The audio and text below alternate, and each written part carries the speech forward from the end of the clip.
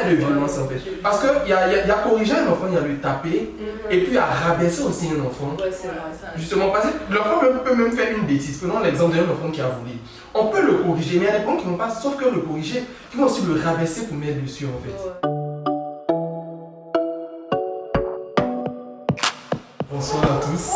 Bonjour. Salut. Déjà, merci d'être venu pour le tout premier épisode de cette émission qui s'appelle Entre potes. Voilà, et moi je suis très content de vous avoir. On va déjà commencer par se présenter. Honneur aux dames. Merci. Je commence à arrêter comme ça pour le tour de table. Tu m'as déjà présenté. Je m'appelle Ariel, je suis camerounaise. Milka La Fortune, d'origine camerounaise, et je suis très heureuse d'être aujourd'hui avec les potes pour discuter. Ouais, moi c'est Stéphane, ivoirien, et je suis également ravi d'être autour de cette table. Alors, bonsoir, j'espère que vous allez bien. Yeah. Moi c'est Junior. En Moi tout cas, donc, moi c'est Junior, on dit merci pour l'invitation et voilà. j'avais pas dit merci. Mais rattrape quand même, merci. Ok, aujourd'hui, nous allons parler des défauts de l'éducation africaine et des parents toxiques en fait. Donc je ne sais pas si le sujet ça vous parle. Et déjà, tu sais, le sujet déjà ça parle à tout le monde. Au-delà même de l'Afrique, c'est un sujet qui est carrément mondial. Parce qu'on, de nos jours avec les réseaux sociaux, de plus en plus, on voit les réalités que vivent et l'Afrique et tous les autres continents. Donc c'est un sujet qui est d'actualité, qui doit être au cœur même de certaines réflexions, je me dis. Et je trouve que c'est vraiment une bonne occasion de passer par cette émission entre les potes pour discuter sans filtre de nos vécus, des expériences et pourquoi pas donner des astuces, des solutions auxquelles nous pensons peut-être pour pouvoir corriger certaines imperfections. Là, il faut savoir qu'on n'est pas parents, pas encore. Quand je pense pas qu'il y a des parents ici. Et du coup, l'expérience de faire peut-être moi j'ai eu une expérience pas très difficile de l'éducation en tant que parent, mais j'ai encadré ou j'ai vu en tout cas en tant qu'enfant comment ça se passait dans notre culture, mais je sais en tout cas généralement que c'est très délicat d'éduquer un enfant, de transmettre, parce que nous, les parents africains ont toujours cette philosophie-là qui veulent faire, moi je vais dire, les rêves qu'ils n'ont pas pu déjà faire, ils veulent imposer ça à l'enfant. C'est d'abord quelque chose qui est compliqué. Donc, du coup, il y a tellement de thématiques dans ça aussi. Il faut qu'on se. Quand tu as dit défaut toxique, est-ce que tu as un petit retour d'expérience? Tu as eu une expérience toi dans ce Oui, sens? Tu as vu un truc qui t'a marqué? Justement, voilà, donc j'aimerais vraiment qu'on en parle. Et moi, j'ai voulu me concentrer sur le volet africain en fait, parce que je me suis dit que là, on met le pied dans le plat déjà. Je me suis dit que les parents africains, en fait, ne prennent pas soin de la santé mentale de leurs enfants. Et en plus de ça, ils sont quelque part une charge aussi mentale pour les enfants. Donc, j'en avais partagé sur ma story Instagram, je vous en avais parlé, je vais vous donner l'exemple de la dame qui avait injurié une petite fille, sa fille, qui avait sa fille de moins de 50 à gueule comme ça dans le tram. Donc moi je me suis dit, mais c'est terrible de faire ça, de dire ça à un enfant. C'est terrible de dire ça à un enfant. Et ça m'a rappelé à quel point ce n'est pas rare de voir ça. En Afrique, ce n'est pas rare de voir un parent injurier très très fortement son enfant. Injurier de manière répétitive tous les jours. La tape qui va avec. Surtout ça. Vous connaissez Frido Ido, non? Oui. Frido. Dans ses vidéos, il caricature la mère qui insulte tout le temps sa fille. Et en réalité, il y a des femmes qui ont vraiment cette violence verbale. Mais déjà, est-ce qu'elles s'en compte? C'est ça. C'est la première question qu'il faut se poser. Est-ce que le parent se rend compte de ce qu'il transmet à l'enfant? Parce que je sais que oui, vas-y, arrête. Je pense que oui, et oui, la plupart du temps. Parce que déjà, la plupart des parents africains sont d'accord avec la violence entre guillemets envers les enfants. Bon, c'est pas une violence en tant que telle, mais comment dire, c'est une sorte de correction, on appelle ça comme ça. Et c'est plus pour, comment dire, pour le bien de l'enfant, pour l'élever, pour qu'il ne soit pas trop têtu. Au moins de dire ta gueule. Ouais. Mais après, les conséquences aussi de ça. Sont rocambolesques. Ouais, c'est vrai, j'avoue que là c'est exagéré. Mais bon, c'est peut-être dans cette situation-là, elle a, comment dire, fait la bonne limite, dans le sens où son intention, c'était pas d'insulter son enfant, mais c'était de recadrer l'enfant. Oui. En réalité, je suis d'accord avec toi parce qu'en réalité, elle voulait faire passer un message. Ouais. Qu'est-ce que toi tu dirais là? Ah oui, la dame, tu es dans le bus et tout. Tu ne déclares pas elle aussi. Je ta gueule là. Qu'est-ce que moi je lui ai répondu à cette femme? Déjà, je n'ai même pas eu le courage de lui répondre quelque chose parce que j'étais au moins. Bon, ça m'a choqué en fait. Ça m'a choqué pas parce que c'était la première fois que je voyais ça, non. Mais avant, je n'étais pas conscient de l'impact que ça pouvait avoir sur un enfant. Maintenant, aujourd'hui, je suis conscient de cela et je vois ça. Ça m'a choqué. Donc, du coup, là, tout de suite, je me suis mis à la place de l'enfant et puis j'étais très triste pour l'enfant. Parce que quand la petite fille est rentrée dans le tram, elle avait l'air vraiment très joyeuse. Elle avait une robe de princesse et tout. Après les paroles de sa maman, j'ai vu une petite fille brisée en fait. Et je me dis, mais si c'est comme ça qu'elle agit tous les jours envers l'enfant, mais c'est normal, pour moi, ça serait une évidence que, une fois que la petite sera grande, elle aura de gros problèmes d'estime de soi. Déjà, la santé mentale, c'est pas un sujet que, disons, nos parents connaissent. Exactement. Ça, c'est pas quelque chose qu'ils connaissent. Je dirais que c'est pas leur faute forcément, mais on se dit, bon, on est africain, en Afrique, on ne traite pas de ce genre de sujet. Toi, les parents ont d'autres problèmes, toi tu viens le voir dire, non, je déprime. Ils connaissent pas les Mais choses. ils connaissent pas la fédération. Exactement. Donc, moi je dirais pas que c'est toxique, mais je dirais que c'est déjà un manque d'information, ça s'intéresse pas trop au sujet. Et ils savent pas en fait. Justement. Par exemple, un parent qui se lève et dit non, toi tu me fais honte, toi t'es un bon à rien, etc. Sur le coup, elle se dit bon, ça va donner un coup de fouet à l'enfant, l'enfant va se réveiller, mais en vrai, tu fais que briser l'enfant. Exactement. Mais le parent qui dit ça, il le sait.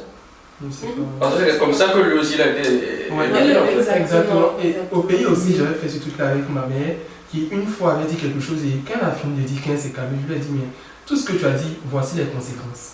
Ça l'a rendu très triste. Après, elle m'a dit que non, en fait, c'est comme ça que quand j'étais petite, c'est comme ça qu'on m'a éduqué. En fait. Moi, je ne savais pas que ça pouvait avoir cet impact-là. Et l'enfant de 5 ans, elle ne doit pas dire à maman que. Non, en fait, quand nous sommes grands, l'affirmation de soi, l'assertivité, l'estime de soi, tout ça, ça se construit pendant qu'on est encore enfant et ça se construit à partir de l'amour que tes parents te donnent. C'est en fonction de ça que tu vas construire ta personne que tu vas devenir demain. Donc, un parent qui dit comme ça une fois en passant peut-être sous l'effet de la colère, ta gueule à son enfant, ok, ça peut passer. Et si l'enfant vient à son parent, je n'ai pas aimé, c'est parce que le parent a l'habitude de donner beaucoup d'amour à son enfant. Prenons toujours l'exemple de la dame dans le tram. Si elle n'a pas donné beaucoup d'amour comme ça à sa fille, et si même c'est pas de façon répétée, sa fille n'aura pas le courage de venir lui dire. Et si c'est de façon encore répétée, pour l'enfant, c'est comme ça en fait. Et si elle ne reçoit pas d'amour, c'est une catastrophe demain. Moi, je pars toujours en arrière. Est-ce qu'on apprend à nos parents à s'aimer d'abord eux-mêmes? Il faut l'amour. C'est la jeunesse. La maman, elle s'aime même d'abord. C'est la jeunesse parce qu'il a. Dans son ménage, elle vit comment dans son ménage? Parce Parce que je suis sûre que ce que nous on a vu chez les parents, c'est demain ce sera le reflet. Et il faut être vraiment il faut s'adapter, être agile, pouvoir jongler, avoir cet équilibre. Ok, moi les parents m'ont donné ça. Aujourd'hui je vois ceci. Comment est-ce que je me suis à trouver cet équilibre-là? Il faut que les programmations qu'on a eues antérieurement, on les retravaille. Il faut changer de mindset. Il faut faire plein de choses. Il faut se réaffirmer soi-même. C'est vraiment un gros travail. Là on va parler chanter des belles phrases. Sachez qu'on n'est pas bon parents. Demain ça sera chaud. Oui. Est-ce que tout le monde est. Est-ce que tout le monde est fait pour être parent? parent? Et non, l'éducation, tu peux pas là. C'est pas comme une gestation par autrui, tu peux pas donner à quelqu'un d'autre de faire l'éducation. Donc, soit les parents aujourd'hui ils s'accordent que voilà, nous on a eu nos blessures, mais on fait fi de ça, on est moderne, on change, voilà. Et on veut vous réapprendre des nouvelles choses, mais pas en ayant vos valeurs, comme il a dit, les coutumes, les mœurs qui font vraiment. Moi, je suis fière d'être aujourd'hui africaine, je suis d'avoir été éduquée comme ci, comme ça. Moi c'est tous mes frères là, je suis la frère le plus fouettée. Moi, on peut pas dans mon cours, mais aujourd'hui, ça fait de moi celle que je suis. Et parfois, je me rends compte quand même que quand je suis au quotidien, je sens que ça va revenir, mais parce que moi c'est au cas de tout, mais je sens que voilà, parfois je dois trouver ce juste équilibre là, et nos parents ils ne le savent pas malheureusement. Et si on peut de temps en temps leur toucher un mot avec la bienveillance, avec de l'amour, parce que on est comme la source quoi. La source quand tu donnes l'eau ça va bien. Donc il faut toujours partager ce mindset là, j'aime pas dire du mindset parce que ça va être trop. Voilà, il faut partager cet environnement là autour de nous, leur dire voilà papa. Lui ça fait ci, ça n'a pas fait ça, je n'aime pas si je n'ai pas fait ça. Mais moi je veux qu'on ressorte d'ici avec des clés concrètes pour soit les parents là, ou des enfants qui ont subi ça. Parce que je sais, ce que c'est la violence faite aux enfants, la maltraitance, c'est difficile encore. Et puis, en personne d'enfants qui sont vraiment handicapées, parce que je suis dans le cadre associatif j'accompagne pour l'inclusion des personnes handicapées, je connais ce qu'ils subissent au quotidien de la violence. Je connais ce qu'ils subissent au quotidien, même psychologiquement. Donc, mais aujourd'hui, qu'est-ce qu'on fait donc concrètement? Quelles sont les solutions? Parce qu'on est quand même des intellectuels, je crois. Quelles sont les solutions? Voilà, un conseiller auditeur, développement personnel. Toi, aujourd'hui, qui va partager cette vidéo-là? Moi, je sais pas. Moi, j'attends ces réponses, on se demande c'est à parents. Hein. Qu'est-ce qu'on fait? C'est très bon pour la conclusion, si chacun peut donner en même temps. Et ça, on n'a pas la conclusion. Moi, je pense que c'est juste comme tu l'as dit, déjà, c'est aux parents d'évoluer avec leurs enfants. Aux parents, on n'est pas parents, on ne sait pas comment c'est, mais dès lors que tu es parent, tu as des obligations. Et tu es obligé, que tu ne veuilles pas, d'évoluer avec ton enfant. D'évoluer, pas forcément avec la tendance, mais par exemple, si on veut faire cette éducation entre à l'adulte, tu dois faire comprendre à ton enfant, avec amour bien sûr, justement avec cette dose saupoudrée, la correction d'amour. Bah oui, justement. Parce que moi je me rappelle que, je sais pas ce que j'avais fait, mais on m'avait corrigé, on m'a bien fait savoir que oui, tu t'es excusé, tu as fait ci, tu as fait ça, mais ça c'est pour que tu ne le refasses plus. Et je ne l'ai plus jamais refait. Donc, si on veut toujours rester dans nos, disons, dans nos pratiques, je vais dire ça comme ça, l'éducation entre les femmes adultes, tu fais ça, on te corrige, parce que c'est comme ça, ça doit être fait. Fais comprendre à ton enfant que c'est pour son bien. Ne sois pas excessif. Aux parents, ne sois pas excessif. Quand tu sais que tu as tort, parce qu'on a cette image de Dieu, c'est-à-dire les parents là, c'est Dieu. Moi je suis contre ça. Moi je suis contre ça. Parce que les parents c'est Dieu, ils n'ont jamais tort, etc. Donc, quand toi-même tu as un parent, tu as fait de l'excès, va voir ton enfant, ça ne te diminue en rien en fait. Fais toujours comprendre à ton enfant qu'il est aimé. Peu importe ce que toi tu subis, parce que tu es le bouclier de ton enfant, tu n'es pas censé, disons, refléter sur lui tes frustrations ou du genre. Il peut y avoir des balles perdues, certes, mais fais toujours comprendre à ton enfant, déjà, c'est pas sa faute. S'il y a certaines choses qui lui arrivent, ou du genre, c'est pas sa faute. Sois toujours là pour lui ou bien pour elle. Et sois toujours, disons, amoureux de ton enfant en fait. Quand tu frappes là, après, il faut lui dire bon, viens manger. Parce que c'est ça. Regarde mon père ça. Quand tu finis de le frapper, il veut de le cajule comme si. Laisse-le pleurer, après tu lui viens manger ou bien achète-lui une glace. De toute façon, il va pleurer, mais il va manger. C'est sûr. Ce que tu dis, c'est vraiment très bien parce que moi j'ai vraiment, grâce à Dieu, je n'ai pas eu des parents. Ce que tu as dit, c'est vraiment techniquement mon père. Il vient de te gronder. Mon père, il ne t'a pas, il vient de te gronder, mais très bien. Et après, maintenant, il te vient manger et tout. Mais il y a des parents qui sont vraiment très sévères envers leur enfant. En plus, ils sont sévères, ils sont rabaissants. C'est-à-dire qu'ils vont battre l'enfant. Ils ne vont pas lui expliquer le pourquoi. Après avoir fini de battre l'enfant, ils vont le gronder encore pendant des heures et des heures. C'est-à-dire que l'enfant n'a vraiment pas de répit en fait. Ça, c'est une nouvelle éducation. Oui, il y a des personnes comme ça en fait. Parents, soyez justes. Je dirais que déjà, lorsqu'on veut parler d'un enfant, c'est une personnalité qui est là. Et la personnalité, elle est différente. Chacun est différent. Donc, il convient aux parents de savoir, de comprendre, de maîtriser la personnalité de leurs enfants. Parce qu'il y a des enfants qui, rien qu'avec des propos, rien qu'en discutant avec eux, automatiquement ils comprennent et ils changent. D'autres ont besoin de la chicotte. Moi j'ai eu besoin de la chicotte, j'aime ça. Moi ça me dérange pas, tu vois. Et en plus de la chicotte, c'est qu'il y avait la communication. Donc je voyais pas la chicotte comme une mesure trop correctionnelle. Pour moi c'était même un passe-temps idéal.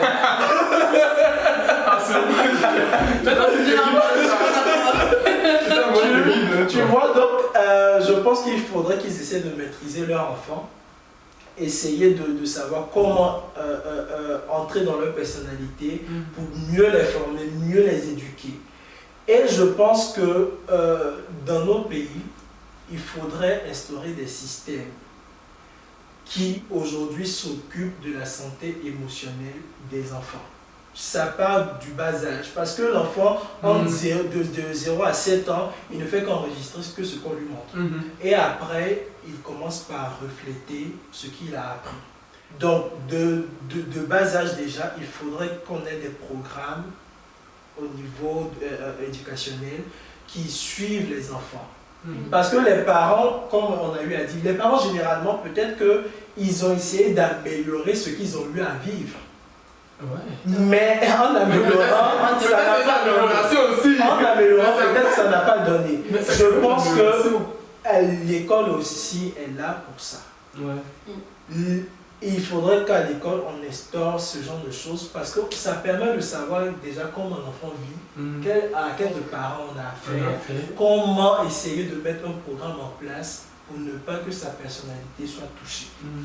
Je pense que ça, c'est possible. Pour que l'enfant puisse grandir, mais avec une personnalité vraiment épanouie. Ouais, ce que vous avez dit est totalement intéressant. J'espère que les parents qui vont suivre vont prendre acte de ça. Ouais, s'il y a des parents qui nous suivent, voilà. En tout cas, mettez des pouces bleus. Mettez les cœurs. Comment ça se passe. Moi, je dirais déjà qu'il faudrait qu'on se remette en question. Chaque parent se remette en question du style d'éducation de donner à l'enfant, de la valeur, des valeurs spirituelles, familiales, humaines et professionnelles qu'ils veulent inculquer à leur enfant. C'est très important. De laisser la liberté aussi à cet enfant de s'exprimer, mais de dire le pourquoi on fait cette correction quand il fait une faute. Et effectivement, je se renchéris, permettre aussi aux autres systèmes éducatifs, soit par les assistants sociaux dans les écoles, à l'hôpital, pour vulgariser, parler, échanger sur cette thématique-là. Mais le plus difficile reste aussi dans notre intériorité, il ne faut pas oublier ça. On aura beau parler, moi je suis juriste, je connais ce que c'est faire on va te sortir des lois, mais on ne les applique pas. Je connais la lenteur judiciaire de certains trucs, on n'applique pas. Mais concrètement, si on peut trouver à notre petit niveau, les parents à leur petit niveau, voilà, un style, se remettre en question, te dire, enfin, je te corrige parce que tu as fait ça, ce n'était pas bien, mais aujourd'hui tu fais ça, avec tout l'amour qu'il faut. Parce que demain ils ne seront plus là. Et il faut aussi que les parents apprennent à se détacher. Il y a le phénomène du détachement des papas, des mamans. L'amour, c'est bien beau, mais demain, il y a une fin. C'est vrai que Dieu a créé la vie, pas l'amour, mais demain, il y a une fin. Qu'est-ce que tu peux laisser avant de partir? C'est te dire, je te corrige pour ça, mais les valeurs là, tu dois aussi les transporter pour la génération qui arrive. Ce n'est pas grave si tu as fait une faute. Ne jamais dire à un enfant que c'est pas bien. Ne jamais dire à l'enfant que l'échec est permis. C'est cet échec-là qui permet à l'enfant de se relever, d'être fort, d'être au top de sa vie, globalement. Donc, c'est remettre en question, pour moi, première des choses. Acceptation. Donc, oui, mon père, ma mère m'avait tapé à l'épaule, me disait, je t'aime, j'accepte ça. Ouverture de soi, en disant, ok, aujourd'hui le monde change, il y a plusieurs styles. Comment est-ce que je fais pour adapter à mon style sans se dénaturer? Et quatrième des points, vulgariser l'information sur la santé mentale de l'enfant, l'écoute active, ce que vous voulez, le partage, et à la fin, l'amour, parce que c'est la plus belle chose qui nous réunit sur la Terre. Après, s'il y a des complications, je crois que le médecin pourra conclure s'il y a des complications sur la psychologie mentale. Donc, tu as plus de dire quoi que le parent doit essayer aussi quelque part de se mettre à la place de l'enfant et se dire qu'est-ce que je ressentirais si on me faisait ça. C'est vrai que les parents sont tous passés par là, ils ont vécu la chicotte et tout. Mais ils doivent se mettre à leur place en se disant jusqu'à quel point est-ce que je dois chicoter mon enfant. En fait, si par exemple il commence à chicoter son enfant, il doit se dire mais si mon enfant commence à pleurer à chaudes larmes, s'il y a des marques qui sortent sur son corps, ou bien jusqu'à quel niveau est-ce que je dois chicoter mon enfant pour qu'il comprenne que là c'était mauvais. Déjà les parents doivent essayer de mettre ça en place. Ensuite, comme vous l'avez si bien dit, l'amour, continuer d'aimer, toujours d'être aimant envers leur enfant et toujours leur inculquer des valeurs qui font que ils vont comprendre que qu'ils vont les rendre meilleurs. Ouais, exactement. Moi, ce que j'aimerais dire, c'est que déjà, nos parents, ils ont ça lance aussi un sujet parce que je me rends compte que est-ce que la personne avait vraiment envie d'être parent aussi? Il y a tout ça. Ouais, envie d'évoluer avec l'enfant. C'est le parent qui a eu envie d'être parent qui va évoluer avec son enfant en fait. Ouais. Et moi j'ai remarqué beaucoup avec ma mère qui est beaucoup observatrice, qui regarde que non, vous avez tel âge, non, vous vous comportez comme ça et qui adapte son comportement en fonction. Mais c'est pas tous les parents qui le font. Je me suis rendu compte que c'est pas tout le monde qui a eu le désir d'être parent. Donc, ce que j'aimerais dire en conclusion est que nos parents, les dés sont déjà jetés. Mais pour nous, c'est que déjà, si vous avez des parents qui sont beaucoup à l'écoute, parce que c'est pas le cas pour tout le monde, parlez-leur lorsqu'ils font des choses et dites-leur que les paroles que tu as, de façon tout gentille, voici les conséquences que ça peut avoir. Mais toi-même, il faut aussi essayer de répertorier tout ce que ces comportements ont pu avoir de négatif sur toi, les traiter pour ne pas aussi avoir les reproduits. En fait, moi, c'est surtout ça que...